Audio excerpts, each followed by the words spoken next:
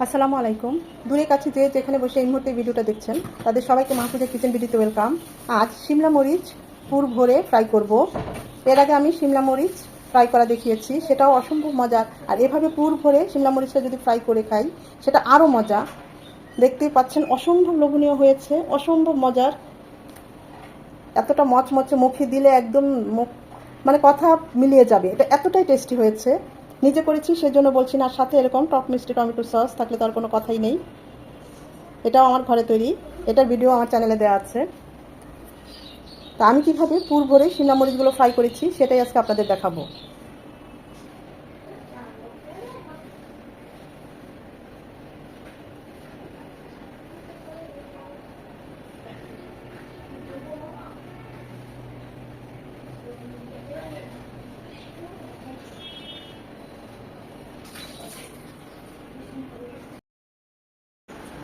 এটাকে তো আমরা শিমলা মরিচ বলি, এখন কে কী বলে জানি না। এখন তো এর সিজন খুব বেশ বড় বড় এগুলো হয়, ঝাল হয় না।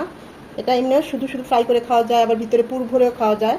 আমি এমনি ফ্রাই করে একবার দেখিয়েছি, সে ভিডিও আছে আমার চ্যানেলে, চাইলে দেখে নিতে পারেন। আজকে আমি যেটা করব, পুর ভরে শিমলা মরিচটাকে ফ্রাই করব।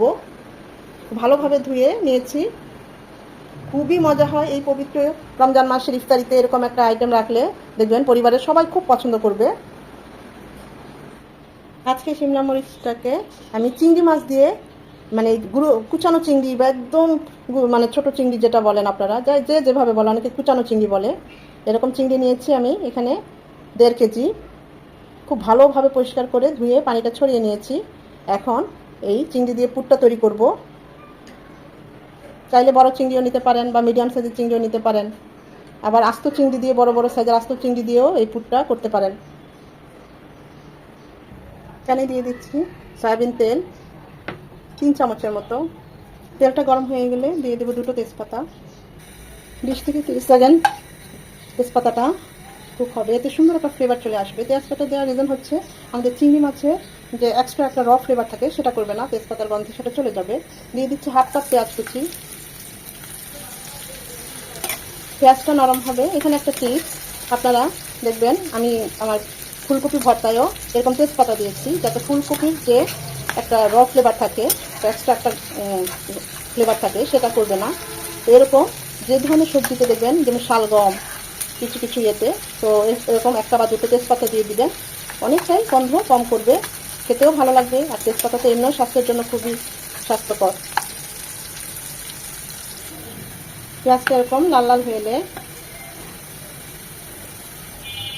1 চামচ আদা রসুনের পেস্ট উঁচু করে এটাকে 1 মিনিট ভেজে নেব, যেন আদার ভাজা গন্ধটা চলে যায়।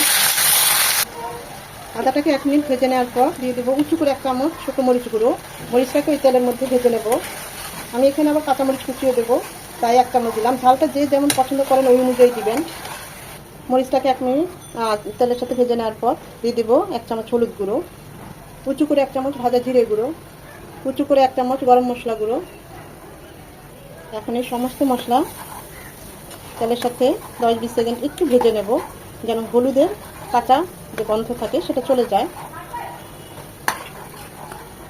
হলুদের কাঁচা ভাবটা চলে গেলে এখানে দিয়ে দেবো 1 টেবিল চামচ পানি। এখন মশলাগুলো খুব ভালোভাবে সব কষিয়ে নেব। মশলা কষানো যখন পুরোপুরি হবে না, এই পর্যায়ে দিয়ে দিব 2 চামচ টমেটো সস। টমেটো সসটাকেও মশলার সাথে ভালোভাবে কষিয়ে নেব। এটা হাতের কাছে থাকলে অবশ্যই দিবেন, স্কিপ করবেন না, এতে করে পুরের টেস্টটা অনেক গুণ বেড়ে যাবে। আমি তো এখানে আদা রসুনের পেস্ট দিয়েছি, আপনারা চাইলে আদা রসুন কুচি দিতে পারেন, সেটা দিলেও পুরটা ভালো হয়।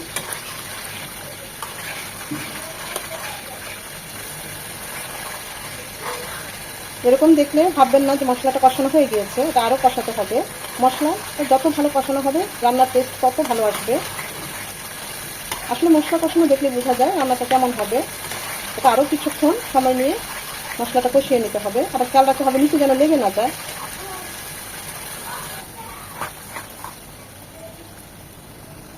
মশলাটা কষানো হয়ে গেলে এখন দিয়ে দেবো সেই কুচানো চিংড়ি। আমার শিমলা মরিচ অনেকগুলো, ওই অনুযায়ী আমি চিংড়ি নিয়েছি। আপনাদের মরিচের পুর অনুযায়ী, মরিচের পরিমাণ অনুযায়ী ওই অনুযায়ী পুরটা করবেন। এটা চাইলে চিকেন দিয়েও করতে পারেন, আমি তো চিংড়ি দিয়ে করলাম। চিকেন দিয়েও করলে ভালো হয়, আবার আলুর পুর দিয়ে করলেও খুব ভালো হয়। আলু দিয়েও এরকম পুর তৈরি করে দিলেও সেটাও খুব ভালো হয়। দিয়ে দিব কিছু কাঁচামরিচ কুচি। ঝালটা আর লবণটা পরিমাণ বলছি না, যে যেমন পছন্দ করেন ওই অনুযায়ী দিবেন। স্বাদ মতো লবণ আর 1 পিস লেবুর রস।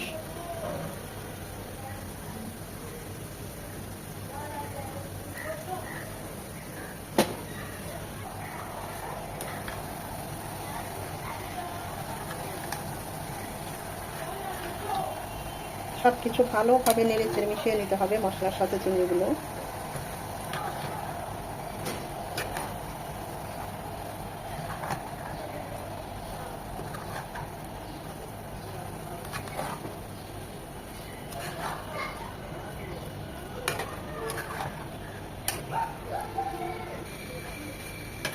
দুই থেকে 3 মিনিট চিংড়ির সাথে মশলাগুলো কষিয়ে নেব। লবণ একটু কম হয়েছে, তাই আরও একটু লবণ দিয়ে দিলাম। চিংড়ি থেকেও কিছুটা পানি ছেড়েছে, দেখতেই পাচ্ছেন। আপনারা চাইলে এই অবস্থায় একদম ভাজা ভাজা করে নামিয়ে নিতে পারেন পুরটা। এটা একদম কুচানো চিংড়ি, এখানে পানির তেমন কোনো প্রয়োজন নেই। তারপরও আমি সামান্য একটু পানি দেব, জাস্ট 2 চামচ পানি দিলাম। এটা এখন একদম ভাজা ভাজা করে নেব।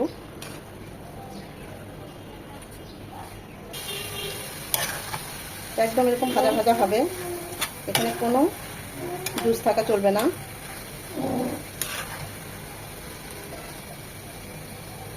নামানোর আগে ধনেপাতা কুচি দিয়ে নামিয়ে নেব। ধনেপাতাটা দিয়ে 1 মিনিট রাখবো, তারপরে চুলাটা অফ করে দেবো।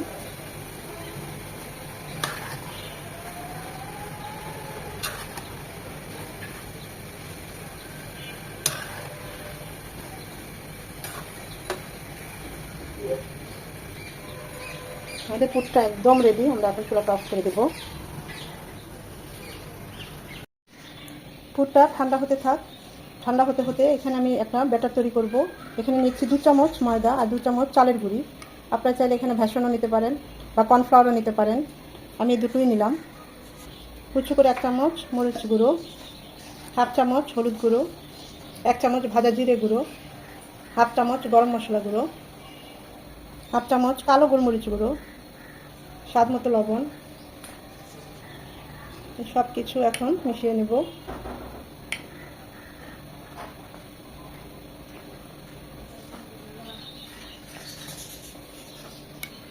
একটু স্পাইসি করতে চাইলে এখানে আরেকটু মরিচ গুঁড়ো দিয়ে দিতে পারেন। তবে আমি গোলমরিচ গুঁড়ো দিয়েছি, সেটাও কিন্তু স্পাইসি হবে আরেকটু। খুব ভালোভাবে শুকনো উপকরণগুলো মিশিয়ে নিতে হবে। এখন নর্মাল যে পানি, সে পানি দিয়ে একটা ব্যাটার তৈরি করে নেব। অল্প অল্প করে পানি দিব। ব্যাটারটা একদম ঘনও হবে না, আবার একদম পাতলাও হবে না। ঠিক এরকমভাবে যেন শিমলা মরিচের গায়ে ব্যাটারটা লেগে থাকে, এই অনুযায়ী আমাদের ব্যাটারটা করতে হবে। এর ঘনত্বটা ঠিক এরকম হবে।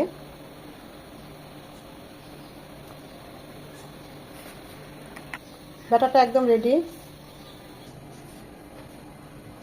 Full ready, batter ready. এখন শিমলা মরিচগুলো পুরে ভরার পালা। আমি একটা শিমলা মরিচ নিলাম, এভাবে ছুরি দিয়ে জাস্ট একটু এভাবে কেটে নেব, যাতে ভিতরের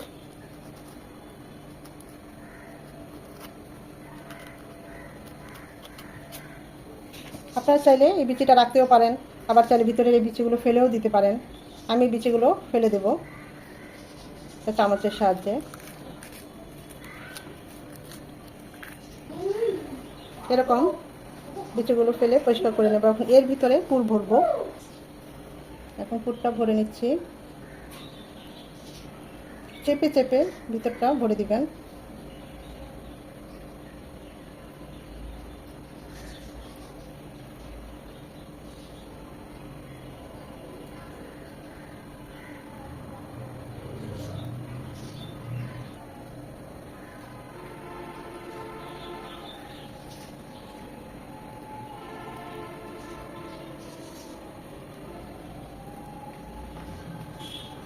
চাইলে এই পাশটা মিশিয়েও দিতে পারেন, আমি একটু ফাঁকাই রাখবো দেখা সৌন্দর্যের জন্য।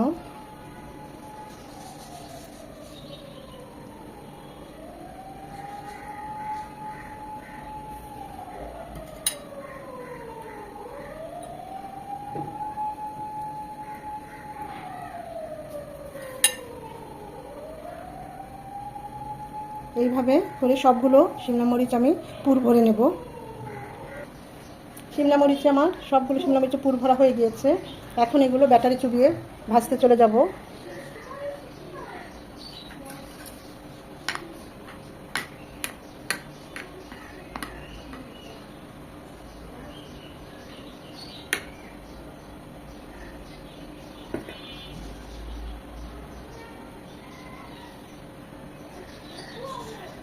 এইভাবে করে প্রত্যেকটা ব্যাটারে ডুবিয়ে নেব।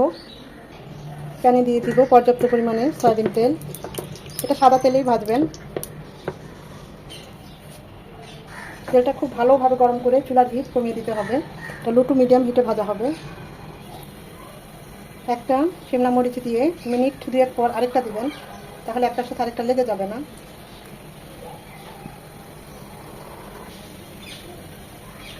আর দেওয়া যাবে না, বাকিগুলো আবার পরে দিতে হবে।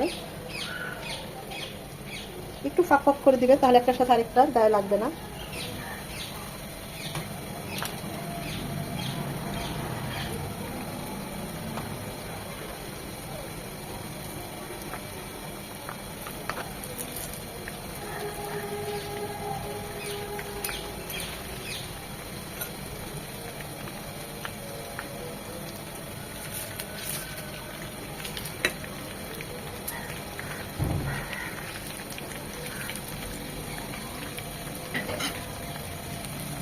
চুলার হিট মিডিয়াম টু লো হিটে থাকবে, তা না হলে খুব ভালোভাবে শিমলা মরিচটা ফ্রাই হবে না, মচমচে হবে না।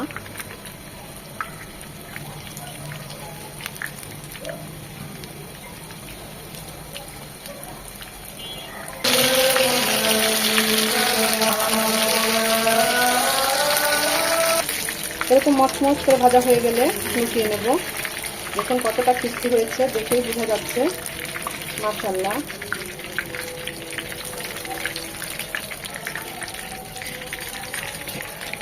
শিমলা মরিচগুলো অনেক বড় বড়।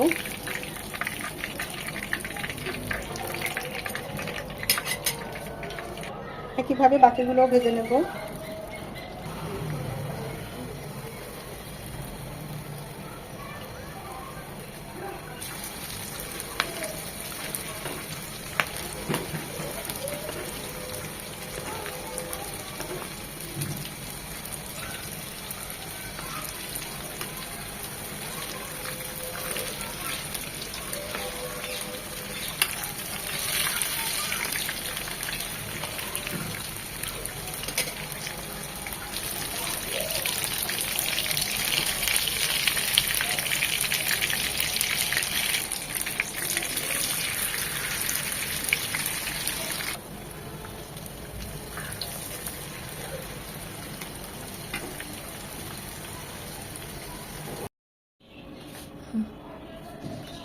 শিমলা মরিচগুলো ভাজা হয়ে গিয়েছে, দেখতেই পাচ্ছেন অনেকটা গরম।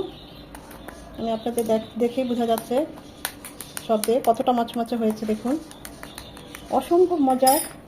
এইভাবে যদি ফ্রাই করেন শিমলা মরিচগুলো, একদম ভিতরটা পুরে ভরা, মুখে দিলে জাস্ট ওয়াও। যাকেই খাওয়াবেন দেখবেন এর স্বাদ ভুলতে পারবে না। এটা এতটাই মজার। এই পুরটা চিকেন দিয়ে করতে পারেন, বা আলুর পুর দিয়ে করতে পারেন, বিফ দিয়ে করতে পারেন। দেখতেই পাচ্ছেন অসম্ভব লোভনীয় হয়েছে। দেখতে যতটা লোভনীয় হয়েছে, খেতে তার চেয়ে বেশি আরও মজা হয়েছে। আশা করি ভিডিওটা ভালো লেগেছে। আর যদি ভালো লেগে থাকে লাইক কমেন্ট শেয়ার করে দিবেন।